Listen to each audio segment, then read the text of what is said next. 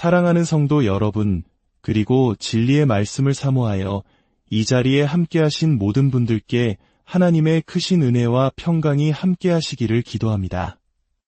오늘 우리가 함께 나눌 이야기는 어쩌면 성경에서 가장 많이 인용되면서도 동시에 가장 깊이 오해받고 있는 구절 중 하나에 대한 것입니다. 이 말씀을 듣기 전 잠시 시간을 내어 구독과 좋아요를 눌러주시면 감사하겠습니다. 여러분의 작은 손길 하나하나가 하나님의 귀한 말씀을 더 많은 이들에게 전하는 통로가 됩니다. 이 영상을 공유하시는 모든 분들의 삶에 주님의 축복이 가득하기를 소망합니다. 자, 본론으로 들어가 볼까요? 여러분은 혹시 누군가에게 이런 말을 들어본 적이 있습니까? 누가 누굴 판단해? 혹은 성경에도 남을 판단하지 말라고 나와 있잖아. 네, 맞습니다. 바로 마태복음 7장 1절과 2절의 말씀입니다. 예수님께서 직접 하신 말씀이죠. 비판을 받지 아니하려거든 비판하지 말라. 너희가 비판하는 그 비판으로 너희가 비판을 받을 것이요 너희가 헤아리는 그 헤아림으로 너희가 헤아림을 받을 것이니라. 이 말씀은 오늘날 특히 믿지 않는 사람들 사이에서 마치 모든 것을 용납하고 어떤 행동이나 가치관에 대해서도 옳고 그름을 말해서는 안 된다는 의미로 사용되곤 합니다. 심지어 신앙인들조차 이 구절을 들어 서로의 삶에 대한 건강한 겉면을 주저하게 만드는 방패로 삼기도 합니다. 당신도 죄인이잖아요. 내가 뭘 하든 무슨 상관이에요. 남에게 피해만 안 주면 되지. 비판하지 마세요. 하는 식의 태도 말입니다. 이러한 생각은 관용이라는 이름 아래 모든 종류의 행동과 신념을 무비판적으로 수용해야 한다는 현대사회의 풍조와 맞물려 더욱 널리 퍼져나가고 있습니다. 그리고 안타깝게도 많은 사람들이 기독교를 향해 독선적이다, 판단하기 좋아한다, 이선적이다라고 손가락질하며 교회를 떠나는 가장 큰 이유 중 하나가 되었습니다. 정말 예수님께서는 우리가 그 어떤 것에 대해서도 분별하거나 판단해서는 안 된다고 말씀하신 걸까요? 만약 이 구절을 문자 그대로만 해석한다면 선생님은 학생의 글에 점수를 매길 수 없습니다. 배심원은 피고인의 유무죄를 판단할 수 없으며 경찰관은 역주행하는 운전자를 단속할 권리가 없습니다. 왜 나를 판단합니까? 나는 이쪽 차선으로 달리는 게 더 편하단 말입니다. 라고 항의해도 할 말이 없게 되는 것이죠. 분명 예수님의 의도는 그런 것이 아니었을 겁니다. 그렇다면 우리는 이 말씀을 어떻게 이해해야 할까요? 성경 말씀을 올바로 이해하기 위해서는 세 가지 중요한 원칙이 있습니다. 첫째는 문맥을 파악하는 것이고, 둘째는 다른 성경 구절을 통해 조명해보는 것이며, 셋째는 그 말씀을 우리 삶에 적용하는 것입니다. 먼저 마태복음 7장의 문맥을 살펴보겠습니다. 바로 앞장인 마태복음 6장에서 예수님께서는 이 선에 대해 아주 강하게 질책하고 계십니다. 특히 바리새인들의 외식하는 신앙을 여러 차례 지적하시죠. 이러한 위선에 대한 가르침의 흐름 속에서 비판하지 말라는 말씀이 등장합니다.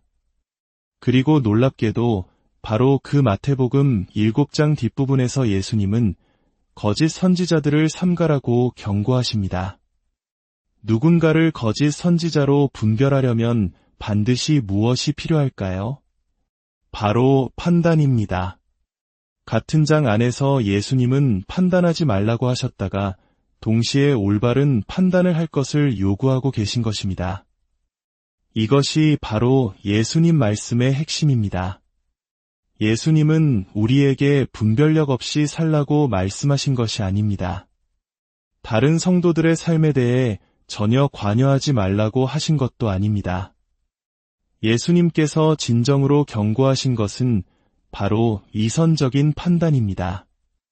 이어서 나오는 마태복음 7장 3절에서 5절 말씀이 그 의미를 더욱 명확하게 해줍니다. 어찌하여 형제의 눈 속에 있는 티는 보고 내 눈 속에 있는 들보는 깨닫지 못하느냐. 외식하는 자여, 먼저 내 눈 속에서 들보를 빼어라.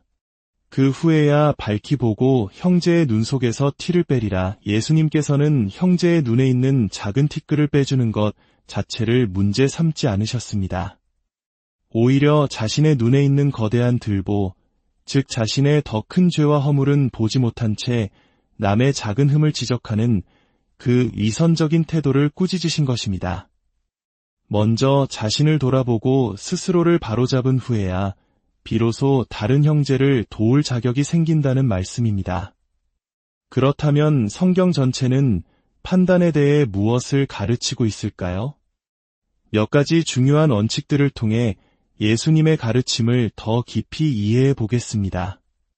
첫째, 우리는 결코 피상적으로 판단해서는 안 됩니다. 요한복음 7장 24절에서 예수님은 명확히 말씀하십니다. 외모로 판단하지 말고 공의롭게 판단하라 하시니라. 우리는 너무나 쉽게 겉모습만으로 사람을 재단합니다. 저 사람의 옷차림, 말투, 표정 하나만으로 그 사람의 전부를 안다고 착각하곤 합니다. 우리 한국 사회는 특히 외적인 모습에 민감한 문화가 있지 않습니까? 하지만 우리는 모릅니다. 무뚝뚝해 보이는 그 사람이 사실은 누구보다 따뜻한 마음을 가졌을지, 화려하게 차려입은 저 사람이 남모를 아픔을 감추고 있을지 말입니다. 멀리서들은 소문이나 단 한 번의 만남으로 한 사람을 혹은 다른 교회를 함부로 평가해서는 안 됩니다. 우리는 항상 겸손한 마음으로 그 사람의 진심을 보려 노력해야 하며 최선을 믿어주는 태도를 가져야 합니다. 둘째, 우리는 결코 위선적으로 판단해서는 안 됩니다. 사도 바울은 로마서 2장 1절에서 이렇게 말합니다. 그러므로 남을 판단하는 사람아, 누구를 막론하고 내가 핑계하지 못할 것은 남을 판단하는 것으로 내가 너를 정죄함이니 판단하는 내가 같은 일을 행함이니라. 우리는 다른 사람의 죄를 지적할 때는 엄격한 검사가 되면서 자신의 죄에 대해서는 너무나 관대한 변호사가 되곤 합니다. 남의 잘못은 크게 부풀리고 나의 실수는 어쩔 수 없는 상황 탓으로 돌립니다.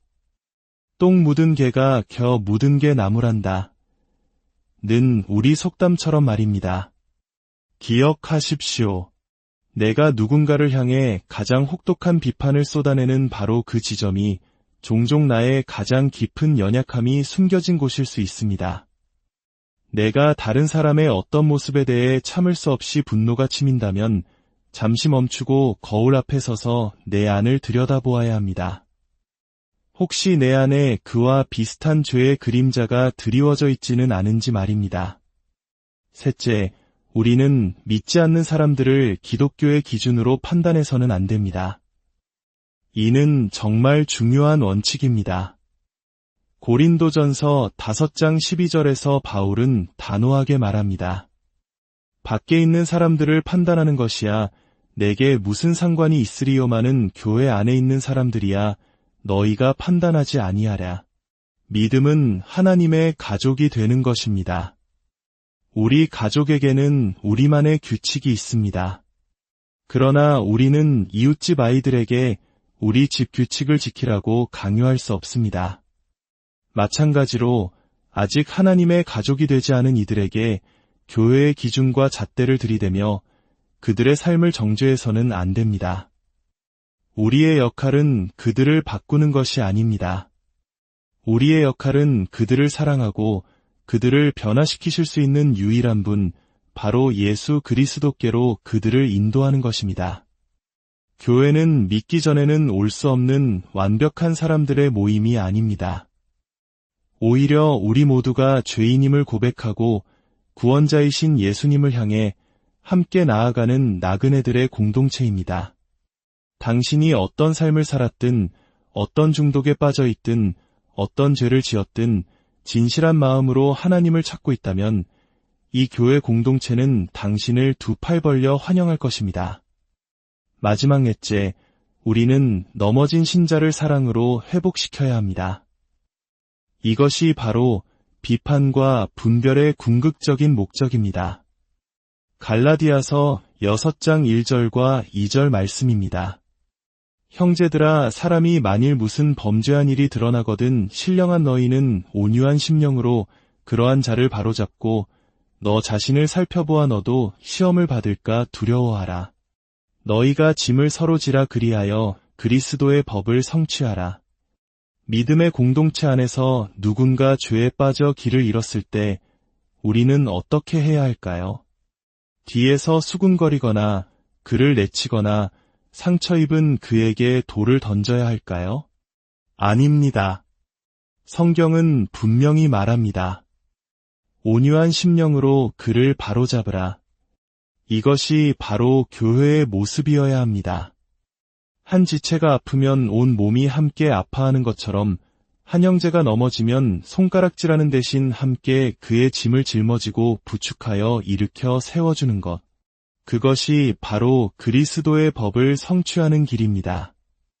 저에게는 평생 잊지 못할 한 목사님의 이야기가 있습니다. 그는 저희 교회에 부임한 지 얼마 되지 않아 결혼 생활 중에 여러 번 외도를 저질렀다는 끔찍한 죄를 고백했습니다. 모든 것이 무너져 내리는 순간이었습니다. 그의 아내는 물론 저와 온 교회 성도들이 큰 충격과 상처를 받았습니다. 그는 당연히 목사직에서 물러나야 했습니다. 하지만 우리 교회는 그를 내쫓지 않았습니다. 대신 우리는 그와 그의 가정을 품기로 결정했습니다. 우리는 상처 입은 우리 형제를 버리지 않습니다. 그를 위해 기도하고 그가 회복될 수 있도록 도울 것입니다. 라고 선포했습니다. 그 후 수년간 그들 부부는 뼈를 깎는 노력으로 상담을 받고 기도하며 깨어진 관계를 회복하기 위해 몸부림쳤습니다. 교회 공동체는 비난 대신 기도로, 소문 대신 격려로 그들을 지켰습니다. 그리고 수많은 시간이 흐른 뒤 놀라운 일이 일어났습니다. 하나님께서는 완전히 무너졌던 그를 회복시키셨고 이제 그는 누구보다 겸손하고 신실한 목회자가 되어 수많은 영혼들을 섬기고 있습니다. 이것이 바로 우리가 따라야 할 예수님의 방식입니다. 예수님은 은혜와 진리로 충만하신 분이셨습니다. 진리만 있고 은혜가 없으면 율법주의가 되어 사람들을 쫓아냅니다. 반대로 은혜만 있고 진리가 없으면 모든 죄를 용납하는 방종에 빠지게 됩니다. 우리는 이 둘 사이의 균형을 잡아야 합니다. 교회 밖의 사람들에게는 한없는 은혜로 다가가 그들을 사랑하고 섬기며 우리 모두에게 구원자 예수님이 필요하다는 진리를 전해야 합니다. 그리고 교회 안의 형제자매가 죄의 길로 가려 할 때 우리는 그를 너무나 사랑하기에 아프더라도 진리를 말해줄 용기가 있어야 합니다. 물론 그 진리는 항상 나 자신도 동일한 은혜가 필요한 죄인이라는 겸손함과 온유함으로 포장되어야 합니다. 비판하지 말라는 예수님의 말씀은 모든 판단을 금지하는 명령이 아닙니다. 그것은 우리에게 이렇게 묻는 초대장입니다. 너는 피상적인 판단을 멈추고 사람의 중심을 보려 하는가? 너는 위선적인 판단을 내려놓고 먼저 너 자신을 돌아보는가? 너는 세상의 기준이 아닌 사랑의 기준으로 사람을 대하는가? 너는 정죄하기 위함이 아니라 한 영혼을 사랑으로 회복시키기 위해 분별하는가? 사랑하는 여러분, 이 질문에 아멘으로 답하며 하나님의 은혜와 진리 안에서 서로를 세워주는 아름다운 믿음의 공동체를 함께 이루어 나가기를 주님의 이름으로 축원합니다. 하늘에 계신 우리 아버지, 저희에게 분별의 지혜를 주시옵소서. 다른 사람의 허물을 보기 전에 먼저 제 자신의 들보를 보게 하시고 이선적인 판단의 죄를 범하지 않도록 저희 마음을 지켜주시옵소서. 정죄하는 혀가 아닌 세워주고 격려하는 입술을 갖게 하소서. 교회 밖의 영혼들에게는 그리스도의 사랑과 은혜를 전하는 통로가 되게 하시고 교회 안에서는 넘어진 형제를 온유함으로 일으켜 세우는 주님의 손과 발이 되게 하여 주시옵소서. 이 모든 말씀 우리를 죄에서 구원하신 예수 그리스도의 이름으로 기도드립니다.